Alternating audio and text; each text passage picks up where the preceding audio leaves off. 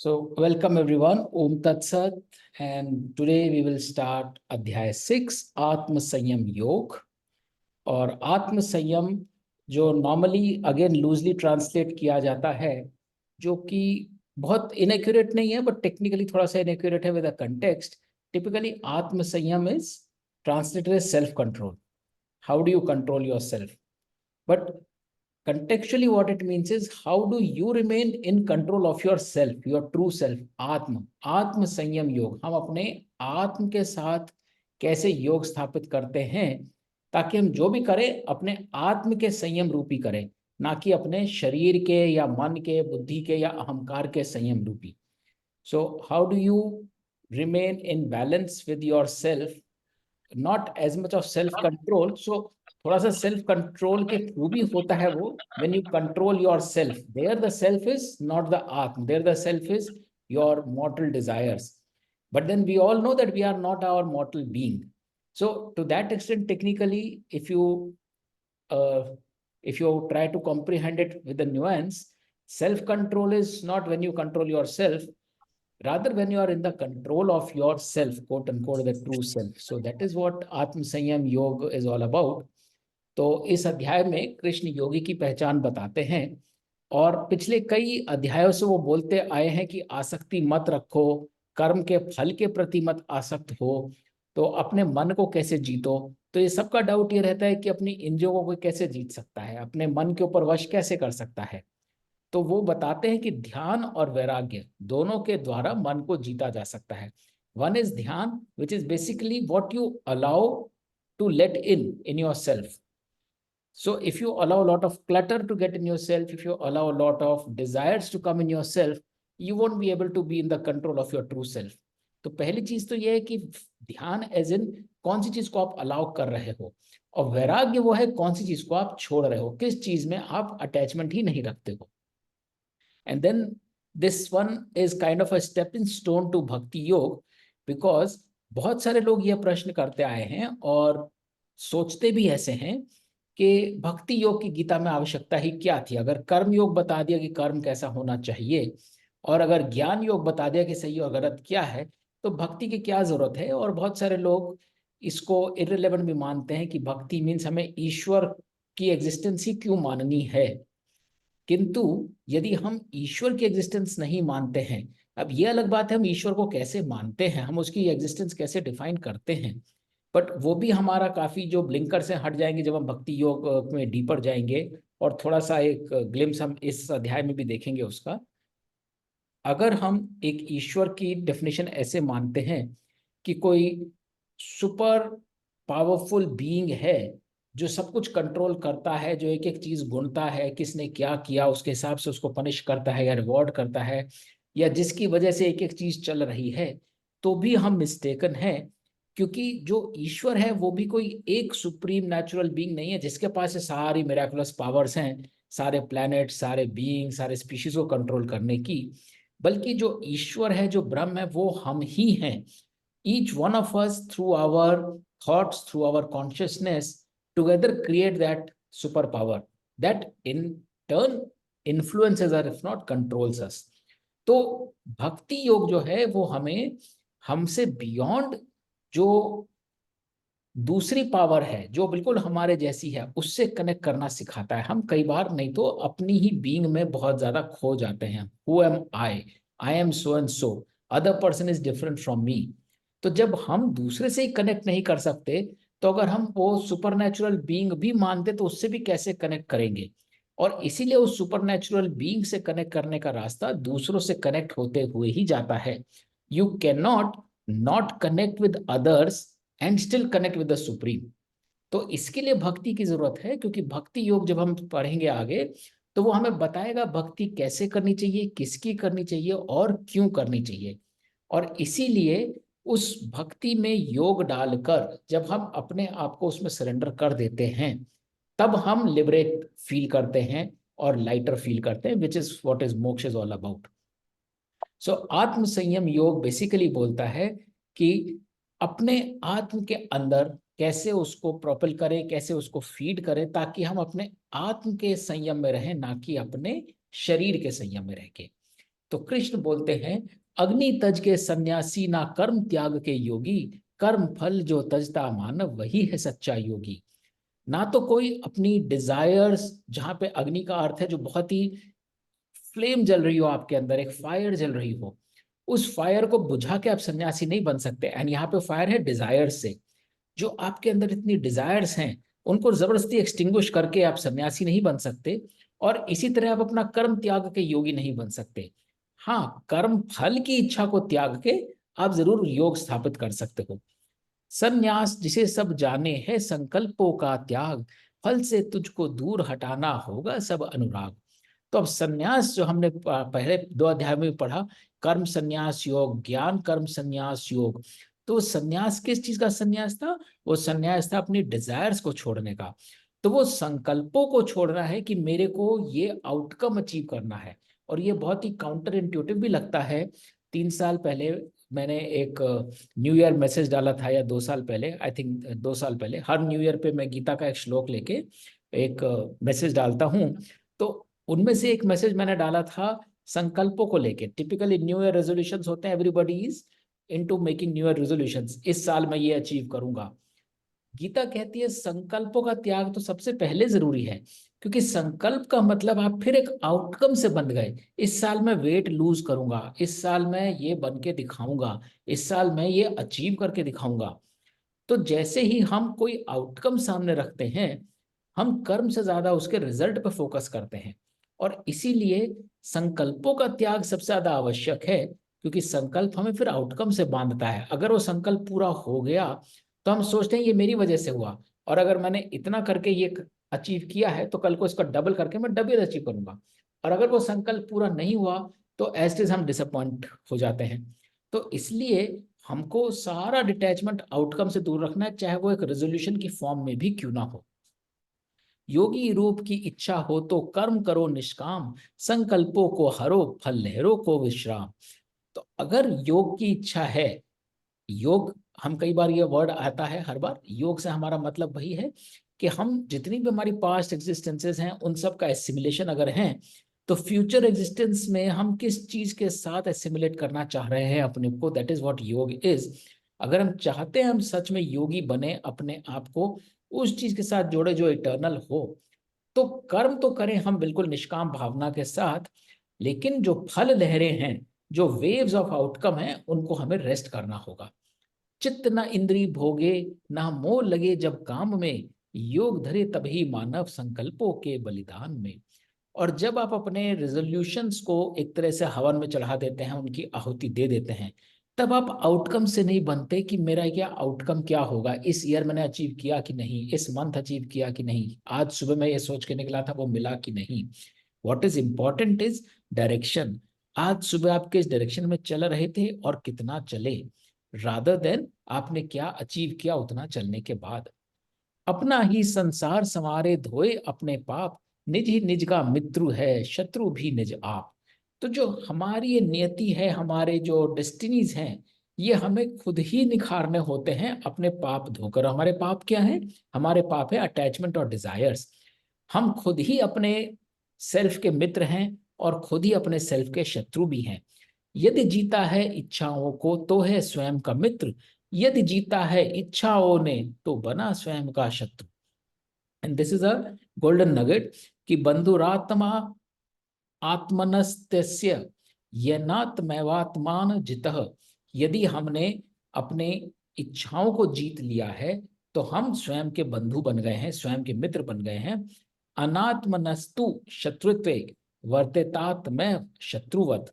यदि हम अपनी इच्छाओं को जीतने के बजाय उन इच्छाओं ने हमको जीत लिया है, तो फिर हम अपने ही सेल्फ के शत्रु बन गए हैं।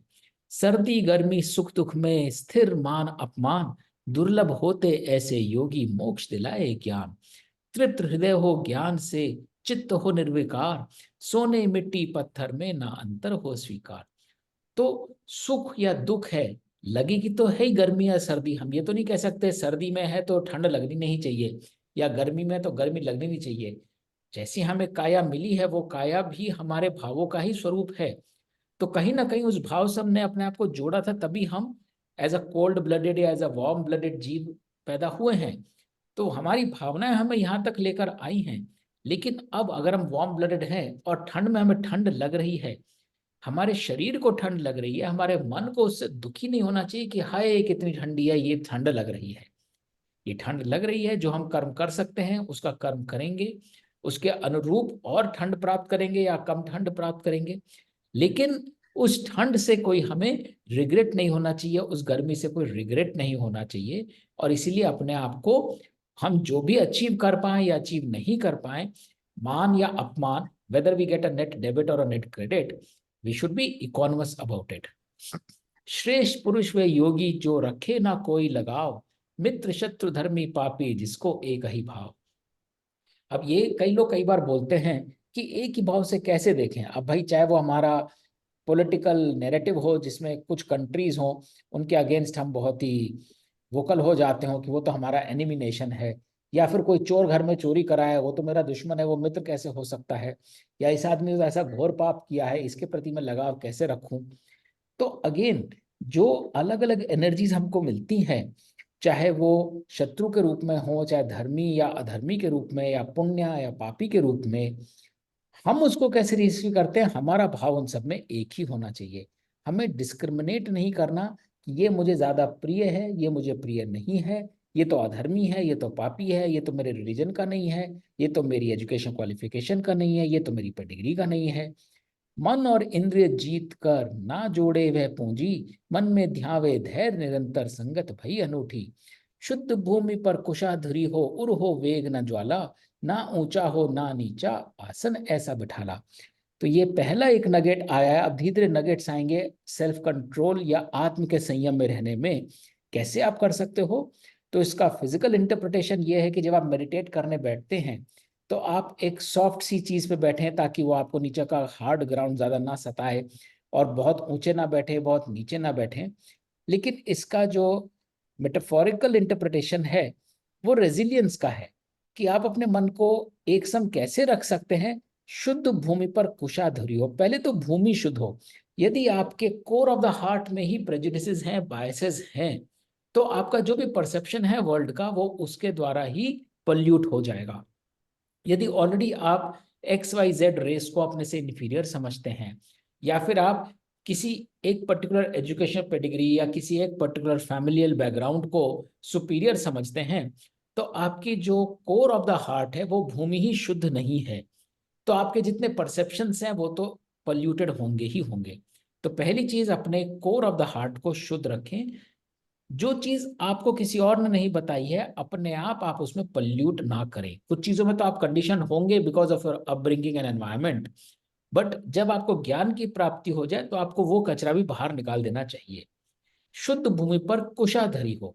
कुशा नॉर्मली बोलते हैं घास को। तो फिजिकल तो है कि भाई साफ भूमि करो, उसके ऊपर थोड़ा सा सॉफ्ट सा पैडिंग दे दो घास का। पर मेटाफोरिकली अगर core of the heart clean है, उसके बाद कुशाधरी हो। कुशा का मतलब एक सॉफ्टनेस होना चाहिए, एक रेजिलियंस होनी चाहिए।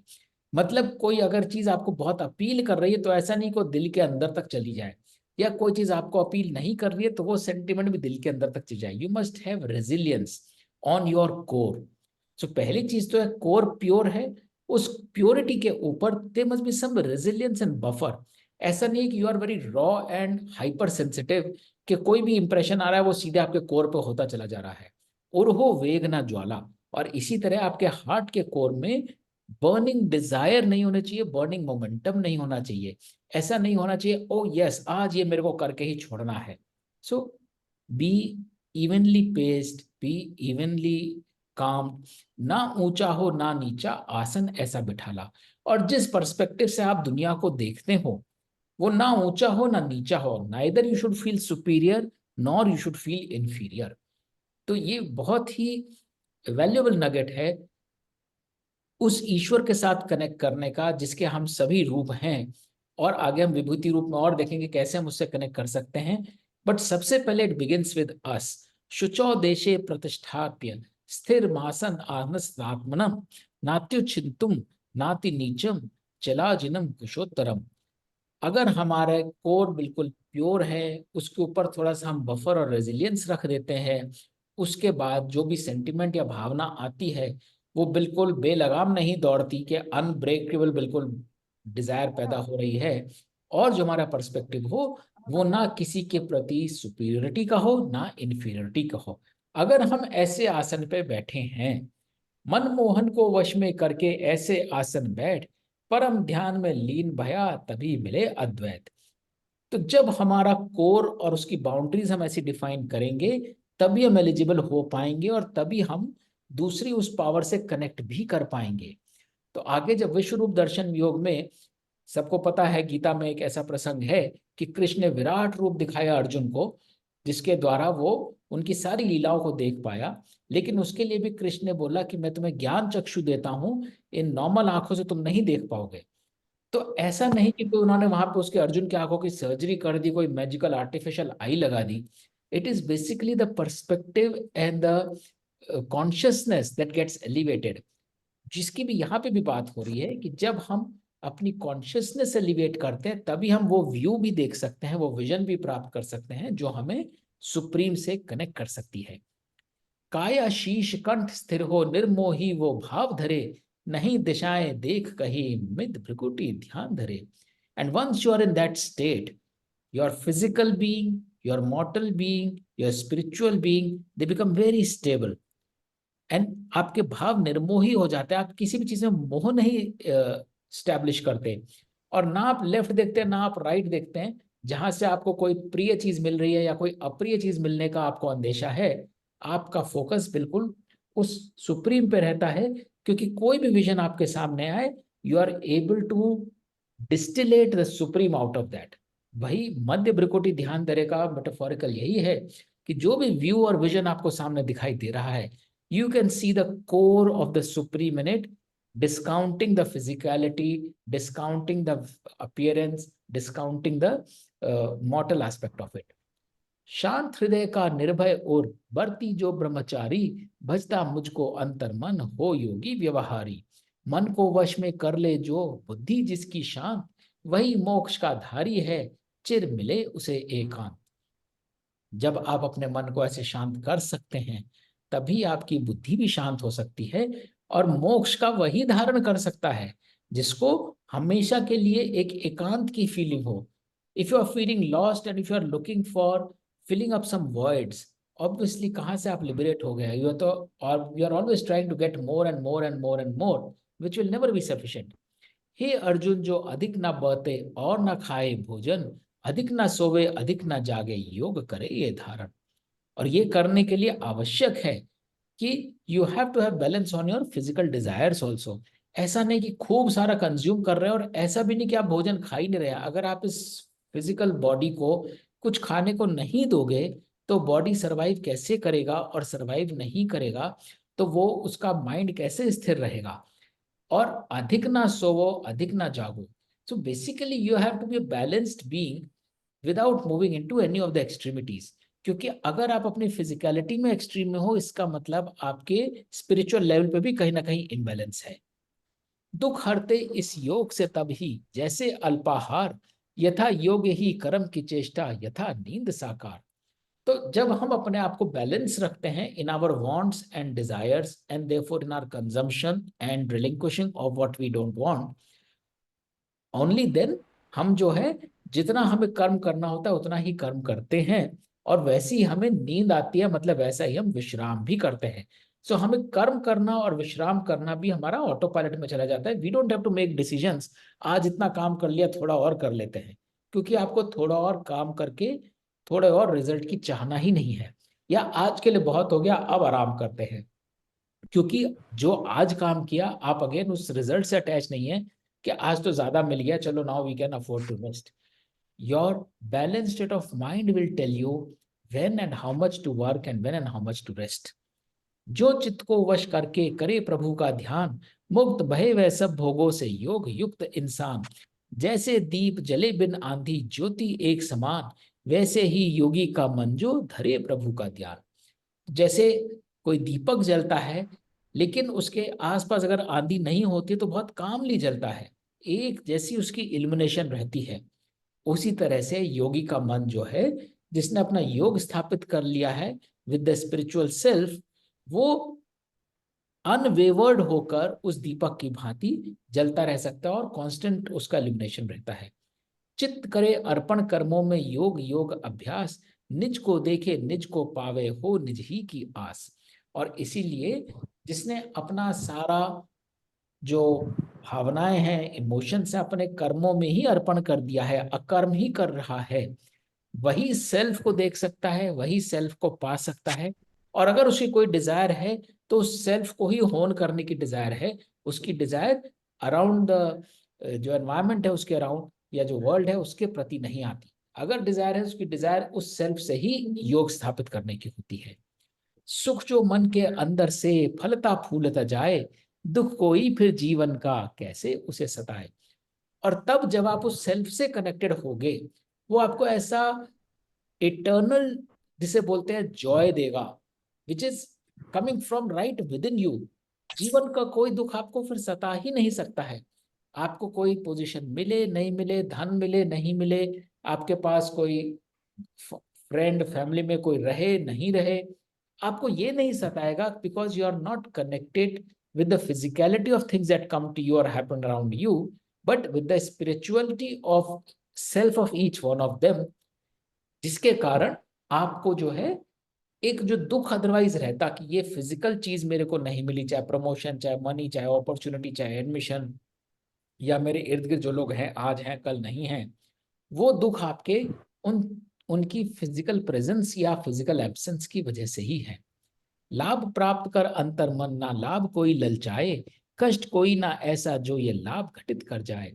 और इसलिए अगर आपने अपना सारा इन्वेस्टमेंट सेल्फ में ही किया है, जीवन का कोई दुख ऐसा नहीं है जो इस सेल्फ की बैलेंस को, पूंजी को, एसेट को माइनस कर सके।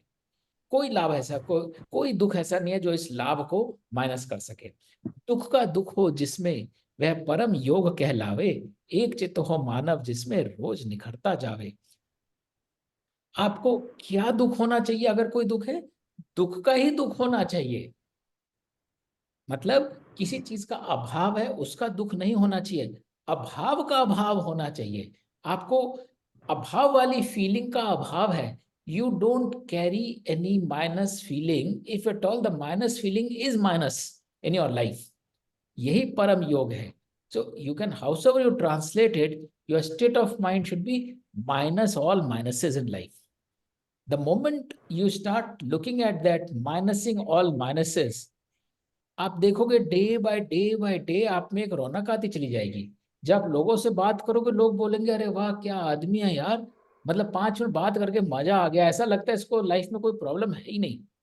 अब प्रॉब्लम किसकी लाइफ में नहीं आ सकती या नहीं होती, बट जो योगी होता है वो प्रॉब्लम को एक्नॉलेज नहीं करता। ऐसा नहीं कि वो डिनायल में जी रहा है, सामने किसी को बुखार है वो कह रहा है नहीं बुखार नहीं है, बट किसी को सामने बुखार है वो उसको परेशान नहीं कर रहा। वो उस बुखार के प्रति जो कर्म करना है वो कर्म कर सकता है, उसको दवा दे सकता है, उसको अटेंशन दे सकता है, लेकिन इस सब को करते हुए भी उसका चित्त बिल्कुल शांत है, क्योंकि वो बुखार भी एक मैनिफेस्टेशन है। जिसको वो बुखार है वो अपनी जर्नी पे निकला हुआ, उसने कुछ या तो फूड पॉइजनिंग हो गई, कुछ ऐसा खा लिया, या कुछ ऐसा एक्सर्शन कर लिया, या किस चीज का एलर्जिक रिएक्शन है, किस चीज का इम्बेलेंस है, which the body is throwing up. And if you are able to see all of that, you will not be perturbed by that state of high fever. You will do whatever you can and you will hope for the best. Whatever that end outcome has to be, it will lead there. It will lead to the recovery, it will lead to the passage, it will lead to howsoever that has to result. उसमें आपका कुछ भी नहीं connection है। तो जब आप सिर्फ माइनस का माइनस रखते हो अपनी लाइफ में, you will see people around you will start telling you, people around you will start complimenting you कि यार मतलब yesterday I spoke to you, you are a different person. नष्ट करे जो संकल्पों की काम क्रोध संतान, उर में आती हर इच्छा का होवे स्वयं निदान। अनदर प्रैक्टिकल नगेट, जब बात करते हैं गीता के सूत्रों को प्रैक्टिस में कैसे लाया जाए।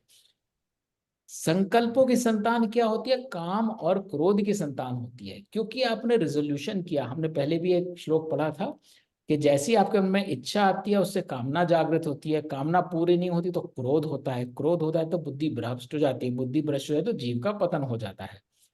तो संकल्पों की संतान होती है काम और क्रोध। आपने कोई रिजोल्यूशन रखा किसी आउटकम को रख के, तो आप एक डिजायर से अटैच होगा, और वो डिजायर पूरी नहीं हुई तो आप एंगर और फ्रस्ट्रेशन से अटैच हो गए। तो जैसे ही आपने उस एंगर और उस फ्रस्ट्रेशन का नाश कर दिया, आपके मन में आती हर इच्छा का स्वयं ही निदान हो गया, because you are no longer attach to the outcome. एक ही दिन में कर पाएगा ना तू मन को जीत, शनै शनै अभ्यास करे जो यही जगत की रीत। और साथ में ये छोटा सा डिस्क्लेमर भी लगा दिया कृष्ण जी ने, एक छोटा सा टर्म्स एंड कंडीशन अप्लाई करके। द काव्यात इज, डोंट एक्सपेक्ट कि एक दिन तुम जिम जाओगे और फट से तुम्हारी अगले दिन बॉडी में शेप आ जाएगी जैसे तुम्हें चाहिए। जिस तरह जिम में जाने पर रोज थोड़ा थोड़ा अभ्यास करते हो, प्रैक्टिस करते हो, तभी जाके वो शेप निकल के आती है। इसी प्रकार मन को जीतने के लिए भी एक दिन में मिरेकल नहीं होंगे, धीरे धीरे प्रैक्टिस करो। चंचल है शिशु रूपी है, धावक है यह ध्यान, जिस ओर भागे तिस ओर बांधे लागे ईश प्रधान। एंड ही नोज कि जो आपके मन है ये बहुत ही इन्फेंट की तरह बहुत ही चंचल है, चंचल। बहुत ही एक्साइटेड है, हर जगह भागता है छोटे बच्चे के जैसे, और जिधर भागता उधर आपको खींचे ले जाता है। जिसका मन हो शांत, गुणों में राजस सबसे क्षीण, सत्य उसी को मिलेगा अर्जुन योग में जो हो लीन। और जिसके मन में, आगे हम पढ़ेंगे, सत्व रजस तमस, तमस तो होना ही नहीं चाहिए, तमस तो डिस्ट्रक्शन के लिए रह जाता है। बाकी बच्चों में जो राजस गुण है वो सबसे वीक होगा। राजस इज ऑल अबाउट रिजल्ट। जो सबसे कम रिजल्ट के बारे में सोचेगा, फिर बचा खुचा गुण क्या रहेगा, सत्व मिलेगा, and that is which will propel you towards liberation and peace of mind. पाप रहित योगी जो मन में ईश्वर नित्य बिठाए, इस लोक में सुख भोगे और मोक्ष प्राप्त कर जाए। सर्वव्यापी अनंत चिंतन में एक ही भाव लगाए, सब रूपों में एक रूप, एक में सब दिख जाए। And now this is the stepping stone to bhakti yoga. जो मुझ में ही सबको देखे, सब में देखे मुझको, वह सदैव ही साथ है मेरे, ना छोड़ सकूं मैं उसको। जो मुझ में, इस सुप्रीम पावर में, गॉडलीनेस में ही सबको देखता है और सब में मुझे ही देखता है, उसका साथ में कैसे छोड़ सकता हूं? क्योंकि मैं, वो अगर कुछ और देख रहा है वहां भी उसे मैं नजर आ रहा हूं, वो किसी और तरफ मुड़ के देखता है वहां भी मैं नजर आ रहा हूं, तो जिसको हर चीज में मैं ही दिख रहा हूं, मैं उसका साथ कैसे छोड़ सकता हूँ? वो तो मुझे हर चीज में देख लेता है और मेरे में ही सबको भी देख लेता है। तो जो यहाँ शुरू होती है थोड़ी सी कंटेक्स्ट सेटिंग, गॉड क्या है और भक्ति के लिए क्या हमें भक्ति करनी चाहिए, किसी करनी चाहिए। तो पहला स्टेप है गॉडलीनेस का, हर चीज को एक ही भाव से एक्सेप्ट करो। चाहे वो आपका सर्वेंट हो, चाहे वो आपका नेबर हो, चाहे वो आपका एनिमी स्टेट का सोल्जर हो, चाहे वो वर्स्ट हेटेड पॉलिटिशियन हो, चाहे वो worst desirable most unpopular actor हो, जो भी चीज आप दुनिया में देखते हो उन सब में गॉडलीनेस देखना शुरू करो। जब आप हर चीज में गॉडलीनेस देखोगे, and we will expand on the term godliness, what exactly it means, but अभी के लिए ये मान लेते हैं कि godliness is something which is devoid of prejudices, which is pure in experience. तो अगर आप हर चीज में प्योरिटी देखोगे तो आप ऑटोमेटिकली प्योर बन जाओगे। हर जीव में मुझको देखे, जो उर से अपने लगाए, नित्य कम करते भी उसका प्रभु कर्म कहलाए।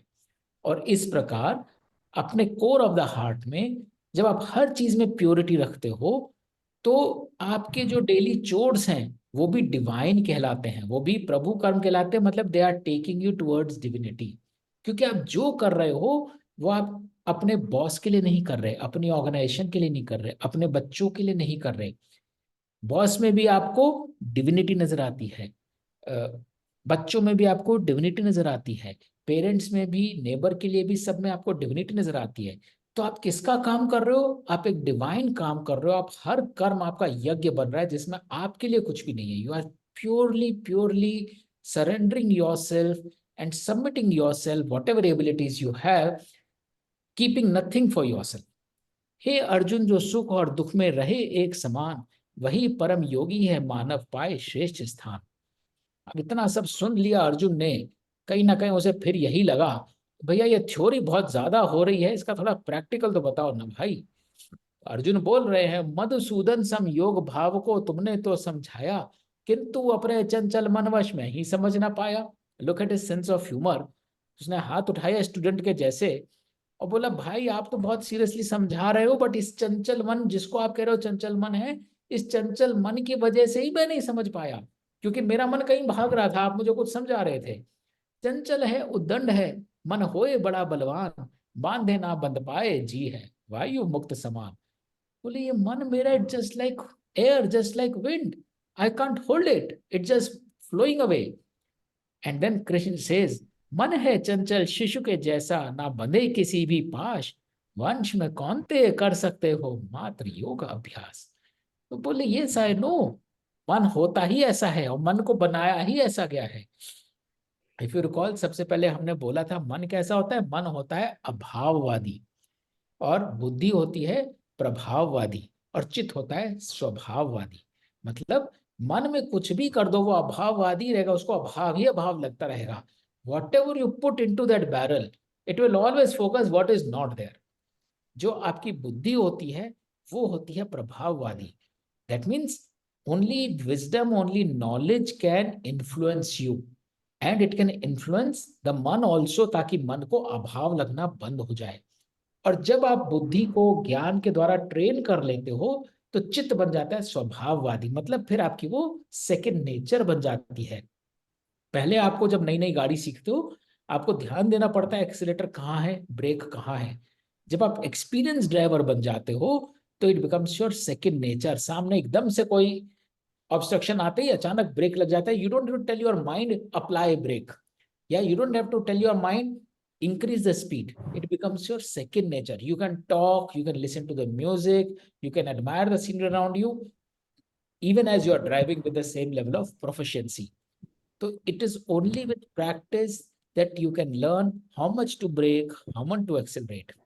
मन ना हो जो वश में तेरा, योग धरा बेकार, मन को वश में करने का ही धैर्य है उपचार।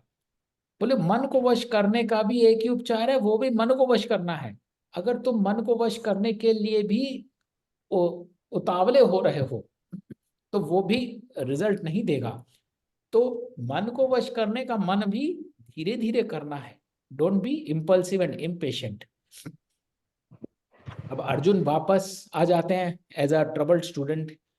क्या हो उसका जो योगी हो, कृष्ण धैर्य से हीन, अंत समय वो जाता है कौन गति में लीन। बोले मान लो मैं कर तो रहा हूं, योग भी स्थापित कर रहा हूं, लेकिन धैर्य नहीं है, पेशेंस नहीं है मेरे पास। तो अब वो कैसे करेगा, what will be his next state, because he is losing patience. ऐसा मानव व्यर्थ जिए, क्या हो उसका परिणाम, क्या वो उड़ते बादल जैसा बरस के लौटे शाम। क्या ऐसा होता है, क्योंकि वो इम्पेशेंट है। तो everything comes back to square one. मेरी इस शंका का उत्तर आप ही दो भगवान, नहीं कोई इस जग में जो दे ऐसा उत्तम ज्ञान। एंड देन कृष्ण सेज, कल्याणी है जीव भया जो, पार्थ करो ना शोक, ना ही उसका व्यर्थ जन्म है ना ही दूजा लोक। तो ये एक और नगेट है, इसको मैंने बोल्ड नहीं किया लेकिन इक्वली रेलेवेंट है समझने के लिए, कि हम सब जैसे भी पैदा हुए हैं वो भी एक निमित्त है, वो भी एक डिजाइन के अंतर्गत हुए हैं जिसको हमने ही रचा था। तो इसलिए हम जैसे भी हैं उसको ये मत समझो कि वो जन्म व्यर्थ चला गया, चाहे हम इम्पेशेंट रहे। The very fact we are into any being means we asked for it, we designed ourselves to be where we are today.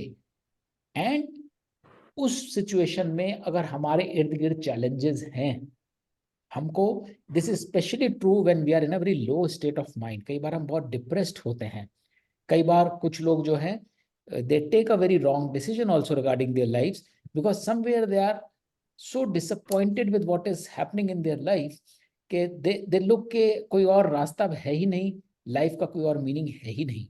और उसी के लिए बहुत जरूरी है जिस भी सिचुएशन में आप आए हो, पहली वो आपकी ही चूज करी हुई है, सेकेंडली वो व्यर्थ वो भी नहीं है। तो इसलिए your question itself is irrelevant कि अगर मेरे पास धैर्य नहीं है और if I am back to square one, तो क्या मैंने जीवन व्यर्थ बिताया, making an effort which is coming to not. ऐसा योगी स्वर्ग पधारे भोगे सुख चिरकाल, पुनः जन्म ले हरि इच्छा से करे लोक कल्याण। क्या अगर डायरेक्शन सही था, and this goes back to the question of what doctor Dinesh Talwar asked last time, कि हम कर रहे हैं लेकिन वहां तक नहीं पहुंचे हैं और बहुत टाइम लगेगा, तो इज इट अ वेस्ट? तो the moment, and this is true for all of us also today who may have a similar doubt, the moment we acknowledge that our direction has changed, that itself has put us on the right path. और अगर इस जन्म में हम वहां तक नहीं पहुंचे जहां हमारा मन ले जा रहा है, तो हम हरी इच्छा, हरी भी हमारी इच्छा है, हम पुनः जन्म लेंगे। और अगले 2 चैप्टर बाद में हम देखेंगे कि कैसे होता है। जिस स्टेट में हम हैं, अगर हम एक डिससेटिस्फाइड स्टेट में हैं, our energy will bring us back into that situation from where we'll continue the old work which was uninterrupted, because that is where we are pushing ourselves to, whatever it may be, चाहे वो सात्विक हो, चाहे राजसिक हो, चाहे तामसिक हो। हाँ, अगर हम योग स्थापित करने की दिशा में काम कर रहे हैं और ये जीवन में वहां तक नहीं पहुंचे हैं, तो हम दोबारा वही करेंगे, उसी डायरेक्शन में चलेंगे और फुलफिलमेंट अपना और जगत का करते रहेंगे। कोक फूलता ज्ञानी की वह लेकर जन्म दोबार, ज्ञान योग सिद्धि के द्वारा दुर्लभ धरे विचार। और ऐसा आदमी जो योग स्थापित कर चुका है, जिसका डायरेक्शन सेट हो चुका है, जर्नी कंप्लीट नहीं हुई है, वो नेक्स्ट टाइम अराउंड वो अगेन एक बहुत ही दुर्लभ विचार रखते हो, जिसे बोलते हैं प्रोडिगल सोल। बिल्कुल बचपन से ही वो आप में वो गुण होंगे जो आपको बहुत, they will set you apart from others and you will continue on that journey. पूर्व जन्म की शुद्धि कुरवर दे उत्तम स्थान, पुनः प्रयत्न करे वह योगी नियति के विधान। So it is your destiny of life which is propelling you in whatever direction. So wherever you are finding you, howsoever you find, it may be a quagmire, it may be a challenge, but fact is you are in your situation where you find yourself because you are destined to be in that situation. Whatever you may see, howsoever you may qualify that good, bad, ugly, but if you have a sick relative next to you, and sometimes you are feeling good about serving the person, sometimes you resent it because it kind of binds your routine, it does not give you certain liberties. If there is a nasty boss that you are stuck with, it is a job you are stuck with, all this is, what more proof you want than this कि पूर्व जन्म की सिद्धि कुरवर दे उत्तम स्थान, पुनः प्रयत्न करे वह योगी नियति के विधान. So whatever situation we are finding ourselves in, either in a capacity to receive or in a capacity to give, it is purely because of the feelings and emotions and consciousness that we are carrying from our past lives. योग भ्रष्ट होकर भी उसका पूर्व जन्म का लेखा, खिंच जाता है और हरि के भाग्य की ऐसी रेखा. जन्मों जन्मों योग करे जो और हरि को चाहे, जिसका मन हो उसके वश में मोह शीघ्र ही पावे. तो चाहे वो एसिमिलेशन कंप्लीट नहीं हुआ हो, लेकिन क्योंकि उसकी कॉन्शियसनेस एलिवेटेड थी, इसलिए उसकी डेस्टिनी उसी कॉन्शियसनेस से ही आगे ड्राइव होगी. और जितना वो हर एग्जिस्टेंस में योग करता जाएगा, उस कॉन्शियसनेस को एलिवेट करता जाएगा, और जितना अपने मन को कंट्रोल करता जाएगा, नेचुरल कंट्रोल, कंट्रोल ऐसा जबरन कंट्रोल नहीं कि सामने केक रखा है and you are resisting it, but cake रखा है and it does not matter आज केक था या ब्रेड थी, वो आप अपने आप को उतना लिबरेट करोगे. योगी बड़ा तपस्वियों से, ज्ञानियों से उत्तम योगी, योगी बड़ा कर्मधारकों से, तू भी बन एक योगी. एंड इसीलिए योग is ultimately that matters, because what is yoga? Yoga is assimilation. The more you are assimilating yourself with everything around you, the more you are in unison, in oneness with the cosmos. More you are isolating yourself. This is not me. He is different. She is different. I am different. The more you are isolating yourself, the more difficult you will find. And इसीलिए योग रहना सबसे बड़ा, जिसे बोलते हैं, channel है towards liberation. योगी में भी मुझको माने, चित्त से मेरा ध्यान धरे, परम प्रिय वह मानव मुझको स्वयं अपना कल्याण करे. सो अल्टीमेटली योग रखते हुए भी डिजायर नहीं होनी चाहिए कि मुझे योग रखना है, योग रख के मैं ये अटेन कर पाऊंगा. योग is also a state of mind that yes, I am at peace with whatever is around me. I am in unison with whatever is around me. And I am always surrendering myself to the power around me, which is manifesting in different forms. तभी जाकर मैं अपना कल्याण कर पाऊंगा और अपनी practice को continue कर पाऊंगा. So this is where Atma Samyam Rog ends, and we talked about couple of nuggets. One is that अगर हमने अपनी इच्छाओं को जीता है तो हम अपनी इच्छाओं को जीतने के कारण अपने सेल्फ के मित्र हैं, नहीं तो अपने सेल्फ के खुद ही हम शत्रु बन जाते हैं. और अपने सेल्फ को जीतने के लिए हमारा कोर प्योर होना चाहिए, एक बफर, एक रेजिलियंस होनी चाहिए, और उसके बाद हमारा जो पर्सपेक्टिव होना चाहिए, ना इन्फीरियरिटी का होना चाहिए ना सुपीरियरिटी का होना चाहिए. और जब भी हम ऐसी स्टेट में हों, उसके बाद हमें बिल्कुल अपना फोकस ना लूज करके लेफ्ट राइट नहीं देखना है, जहां से कोई चीज मिल रही है या जहाँ कोई चीज खो रही है.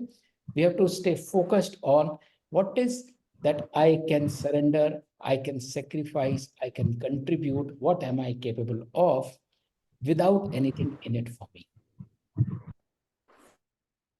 So that ends this particular chapter. Happy to discuss. We have some time today. Happy to discuss on this today's discussion, and next week we can start with a discussion on Karma Yoga overall.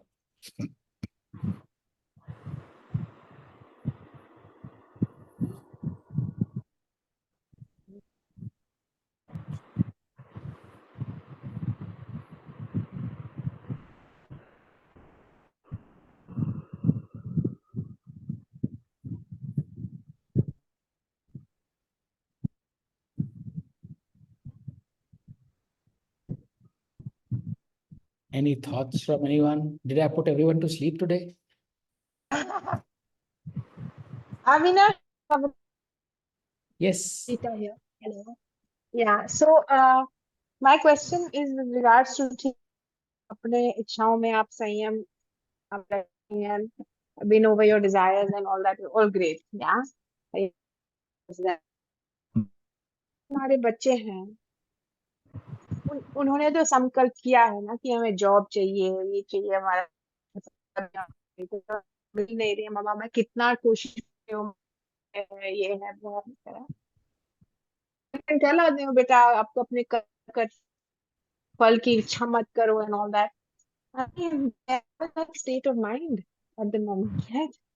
बिल्कुल बिल्कुल सही पूछ रहा अमिता. हाँ, तो मतलब उनको क्या what's the message to them?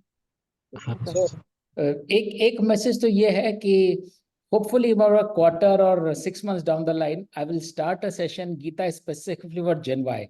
So one message is please ask them to enroll for that session, which is purely directed at them in their lingo, in their format, without the heaviness, and in a manner that they will be able to relate to it. But that is a more the funny part, funny response to it, more a lighter way of responding to a question. But the fact is, जो आपने पूछा, पहली चीज तो जैसे हम put yourself 30 years back, like your kids are today, how you were when you were studying and when I was studying for my MBA or engineering or whatever, correct? So we were living our parents' expectations and we were reflecting their psyche. So पहली चीज तो हम खुद ही वो inherit करते हैं जो हमारे एनवायरमेंट में होता है. तो पहली बात तो things will not change overnight, क्योंकि ये तो अभी तो आप समझ रहे हो, अभी तो वहां तक तो बात पहुंची नहीं है. अगर आप इंग्रेन कर लोगे, फिर आप उसको रिफ्लेक्ट करना शुरू करोगे अपनी डीड्स में, तब जाकर वो आपके सिग्नल्स कैच करना शुरू करेंगे, कर्म का या कर्म के फल का या इक्वानिमिटी का या वॉट एवर इट इज. तो पहली चीज तो ये है कि the messaging to them does not start from end of this session. The messaging to them starts whenever you start living those principles and they see you living, and they will notice a change in you, and they will say, Mom, last year I know you freaked out on this birthday party, but this time you are super cool about it. And you will say, yeah, last time I was generally really anxious about X, Y, or Z, but this time I'm completely at peace, at ease. And there'll be several such changes or developments which they will start observing. Now, having said that, what you can still start doing from end of this lecture is that from tomorrow on, even tell your kids, it's not important what college you go to, it's not important what admission you get. What is important is you doing your best. You doing your best, because by doing your best, you will discover where you are best at and where you still need to improve. So focus on you, what you can give and do, rather than focusing on what you will get. That you can definitely start in a manner that it doesn't sound preachy and impractical as कि बेटा आप फल की चिंता मत करो, admission मिले ना मिले, जॉब मिले ना मिले, काम ही करो, बस पढ़ते रहो. Idea is not पढ़ते रहो. Idea is admission from a specific university for a specific course is not important. Admission where you are at ease with yourself, you are at peace with yourself, and you can contribute in the best possible manner. That is very important. If it has to be that university, it will happen, it will fall in your lap. If it is falling in somebody else's lap, definitely means by the yardstick of the university that other person is able to demonstrate certain abilities which you are unable to demonstrate or you may not have. That does not make you less of any human being. So our race is not against a brand, whether it is me or my children. If at all, our race is within ourself. Am I a better self of myself? So the message definitely needs to tweak, because sometimes what happens is, even as parents, the type of message we send creates further turmoil or pain or anguish for our children, because sometimes they get buried under our expectations. So first of all, we have to tweak our expectations or our messaging, that I am not hung up whether you get university A, B, or C, or course A, B, and C. But I would definitely be hung up if you are not a happy person. And getting something is not happiness. That is the next message. He will say, yeah, I'll be a happy person, but I'll be happy only if I get Princeton or whatever it is. I'll get Harvard. Getting Harvard may make you the best professional. Yes, you should aim for it, not because it will give you something as an individual, but because you will be able to give back to the society far more, because you have that Cali in you. You are made for Harvard.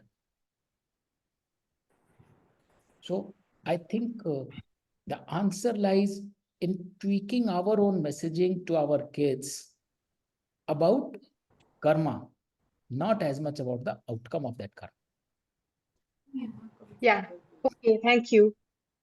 But by the way, I do want to just say that just because you go to Harvard, you go to society, but I just So, sorry, your voice was breaking off. Can you repeat that, Amita? I was just gonna say point taken, but I just want you said maybe so how do you go to society is what I wanted to say. True. I mean, just because you go to Harvard, you born. Yeah. Okay. Thank. No worries, no worries. It takes time. It takes time. Even internalizing these concepts takes time for us. So it's a journey. If you first accept this is the way to go, that's a good beginning. So we may not be there yet, but if we start believing that that's the right messaging, it may not happen in one area. It may not happen in their career. Maybe we'll still be hung up on their admissions, because as parents, we want best to happen to our children. Maybe it will happen in their relationships. Maybe it will happen in their dress sense. Maybe it will happen in their other choices in life. So even if it starts happening in some facets, that's a big, that's a big, in this big change. And then one hopes that, yes, if it starts in one, it will rub off to their personalities in other facets of their personality. So yeah, that's very helpful. I have a question. ये जो आपने बोला था to look for, the divine in everything. Let's say difficult interactions, to basically look beyond immediate unpleasantness and what be seeing in everything. Iska again, I'm sort of asking for any, practical of an interaction with another human that really, let's say, not. What is the way to sort of pull back and remind yourself of that perspective? I mean, apart from counting always, but और क्या है, कुछ practical कुछ है? बहुत सारे हैं practical. एक होता है again, because of our conditioning or because of our own choices, we start feeling superior or inferior in certain situations. So whether Yeah. we're feeling superior, that means there's another body who I am feel making him feel inferior, or I am feeling I'm superior to that person. So that is very, very undesirable for our own growth. Secondly, if we are feeling inferior and we really put somebody else on pedestal, that is again bad for our growth because we have already given up our potential. We don't even believe in ourselves. So that is one very practical aspect of either feeling inferior or superior vis-a-vis any third party. The second one is, बहुत ही practical example देता हूँ. We were just married for about a year and we had a huge theft. We had gone to the wedding of my cousin. So my wife was carrying some jewelry and all that, and we returned by late night. So it was lying at home. And next day we went to work first thing in the morning. And we thought that जो भी valuables हैं वो bank में अगले 1-2 दिन में डाल देंगे. Lo and behold, in the broad daylight, we had a big theft in our house and everything was gone. Everything. So that guy had ransacked each and everything, even the taps at home, because he wanted he actually was a petty thief. He came in search of stealing the brass taps, but he stumbled upon whatever, when he looked at some almirahs, he stumbled upon some jewelry and all that. He made good at all of that. Now, fortunately, after 6 months, that thief was caught. And after a year and a half, he was produced in the court. And when he was caught, we were there, we saw him, and he was put in the jail, and then he had a trial after a year and a half. We saw him again in the court. So when we saw that person, this is 30 years back, roughly, whatever, 97. So when we saw that person, we didn't have an iota of vengeance against him or any anger towards him or resentment. This is the guy who did this to us. Not at all. What we saw in him was somebody who was really troubled and sick at mental level. And first thing that we both felt, me and my wife felt, is please heal him. Oh God, please heal him. He is so sick and vulnerable. What else he could have done? I don't think he has the ability to do anything differently. Now, if you connect with another person purely at that level, where you don't have any remorse, you don't have any anger, you don't have any vengeance, you are able to connect purely from soul to soul level, irrespective what is your karma towards it, what is his karma towards you. So for that moment, if you forget, so another practical aspect is, this is a way, way huge exaggeration, but day to day, you will come across several people who would have metaphorically stolen something from you, stolen your identity, stolen your reputation, stolen some credit was due to you. And we willy-nilly start creating some prejudice towards them. So in a manner, we are polluting our core. Because हमारे core में जहां purity होनी चाहिए वहां पे stains आने लगते हैं. Stains towards certain people, certain conducts, certain acts, certain situations. So practical aspect उस डिविनिटी का यही है कि जब आप किसी ऐसे आदमी को देखो, ऐसी सिचुएशन को देखो जो आपको अदरवाइज अनप्लेजेंट लग रही हो और वो एक्सेप्टेबल हो अनप्लेजेंट होना, उसमें भी कोर्स करेक्ट करो. There is nothing unpleasant about it. Unpleasantness is coming because I am acknowledging something that I have lost. That is why I am acknowledging this is an unpleasant situation. Whereas if you put yourself aside, you put your loss aside, quote unquote, what the loss is, you will be able to connect with that soul purely as another divine. And विभूति योग में हम वाकई देखेंगे उससे पहले भी कि जो भी हो रहा है, that is a manifestation of that person's journey of millions of years, whatever, millions, billions, because we are all eternal. So we only land ourselves in situations. How we respond to the situation determines whether we will end up in a similar situation again or not. So similar does not mean कि चोरी हुई तो दोबारा चोरी होगी. Similar मतलब अगर हम resent कर रहे हैं, you will end up in a similar situation where you will be resenting again because you are handling the situation with resentment. Whereas if you handle the situation with purity, your every and each and every connection is pure. That means in future also, whatever connections you establish, they will be pure. They will, to begin with, they will not be conditioned or prejudiced. That is a practical aspect of it. Great. Okay, thank you. And in Akshar Brahm Yoga, we will see a granular aspect of this also.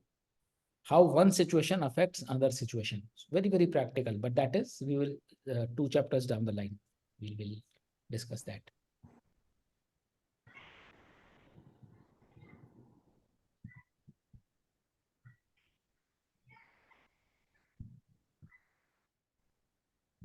Okay. Anybody else would like to add anything? Anita, I'll tell you just one patience. Your children beings, we as parents have to have patience. Speak. I have 2 boys, 32 years. So, it happens. They are like quite,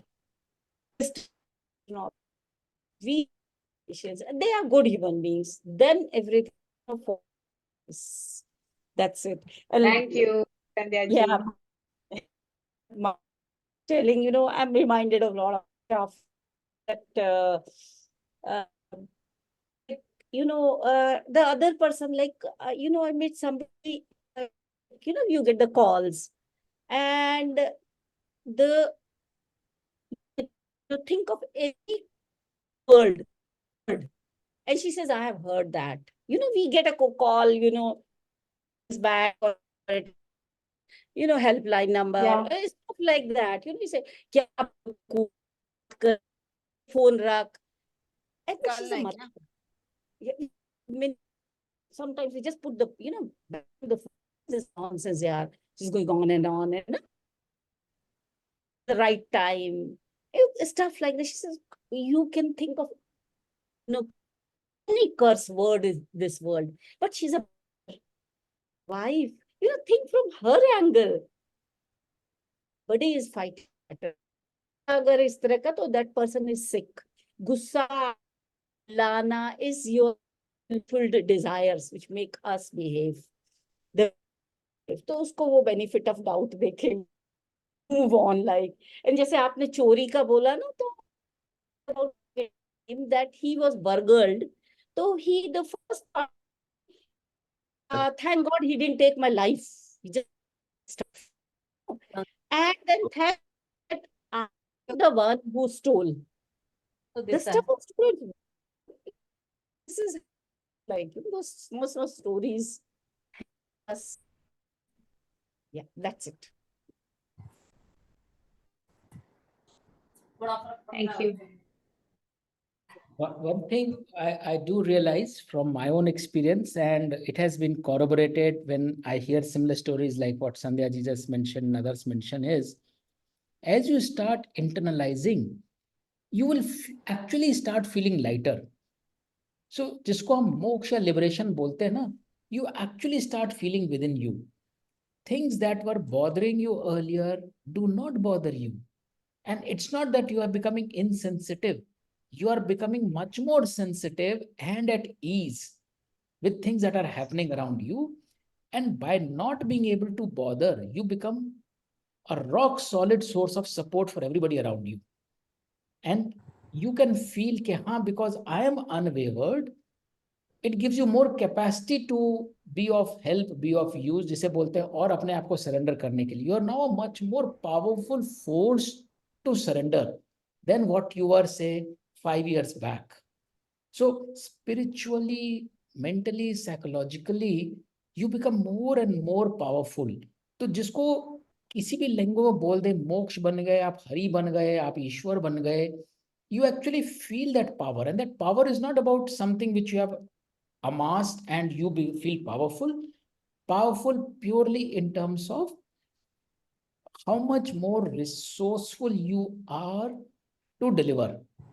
If you had 100 rupees to deliver, now you have 1,000 rupees to deliver. So neither that 100 was for you, neither this 1,000 are for you, but the very feeling that now you have 1,000 to give is a very liberating feeling than when you had only 100 to give and you always wanted to give 1,000. So it's in that sense, as you start relating to the eternity of these concepts. What is really eternal is love, compassion, empathy, divinity, unison, equanimity.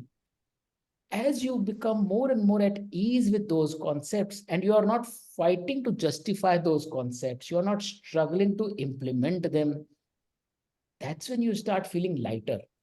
You'll feel energy, you'll feel that satisfaction that yes, your life is much more worthy now because you can do 20 more things. Earlier, you could do only 5 other things because remaining 15, you are not capable. You are bogged down, you are sad, you are angry, so you are not productive. And that is what you will realize for sure happens once you internalize some of these concepts. And if you are able to internalize most of them, woo, because everybody's on a different journey. I won't even say if I took 10 years, you have to take 20. It's just a question of what it's just a question of everybody's switch being open and what is your conductivity.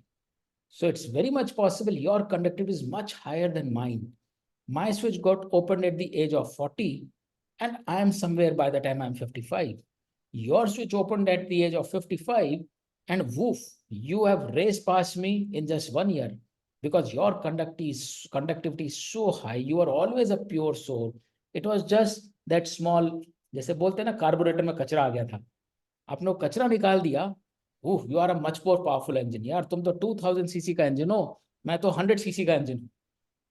तो मेरा कचरा साफ करने के बाद power उतनी ही रहेगी, तुम्हारा कचरा कचरा दोनों का उतना ही है, but you are a powerhouse, you are 200 CC engine. So I think it is very important to have faith in those underlying concepts. And once we are aware of it, keep working at it purely as a practice.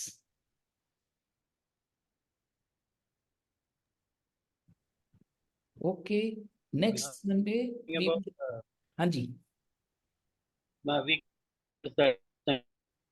But you said something about destiny, before earlier, I mean, before we come here. So maybe we can discuss it next time, probably.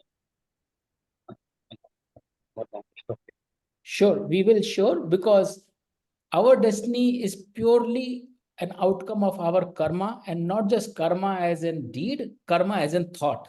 What we think is also karma. So what we think of any situation becomes our unstated karma, which influences our stated karma, which in turn influences unstated karma of others, influencing their stated karma, and the cycle goes on. So when next Sunday, we are developing that destiny. we are absolutely. Why we are today, we don't know why what we did, why we did, and what, and if that is what it is, then if you don't, how can you really, say that we are changing our destiny? Yeah, so in a nutshell, we can amplify that in the next session, which we have said several times. We cannot influence our opening balance. That is what we inherited.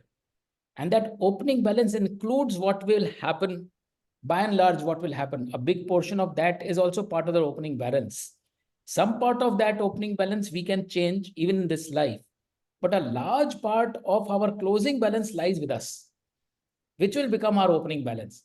So our closing balance is entirely up to us. Our opening balance we cannot contest. वो हमारा अलग अलग currencies में है, ना सिर्फ amount है, currency भी फर्क है। कोई बोलेगा मेरा तो पाकिस्तानी रुपी में ओपनिंग बैलेंस है यार, मुझे पाकिस्तानी डेबिट कार्ड मिला है। कोई बोलेगा बांग्लादेशी मिला है, कोई बोलेगा यूएस डॉलर का मिला है। तो हम उसमें भी भेदभाव करते हैं। उस पर डिपेंड करता है कि अगली बार हमें पाकिस्तानी का ही मिलेगा। मैं यूएस डॉलर का मिल गया लेकिन मैं बहुत सीना चौड़ी करके कर रहा हूं, तो अगली बार मेरे को पाकिस्तानी मिलना तय है। वो मेरा प्रारब्ध है, ताकि मैं समझूं what is it to be in that situation. But that apart, opening balance में हमारा कोई जोर नहीं है, क्लोजिंग बैलेंस में हमारा पूरा पूरा इख्तियार है। और ये जो हमारा सारा डिस्कशन है, ये सिर्फ इसी बात को लेकर है कि हमारा क्लोजिंग हम कितना बेटर कर सकते हैं। How we react to our destiny. 100%, 100%. how we react. Exactly. Thank you. Great. Thank you. Thank you.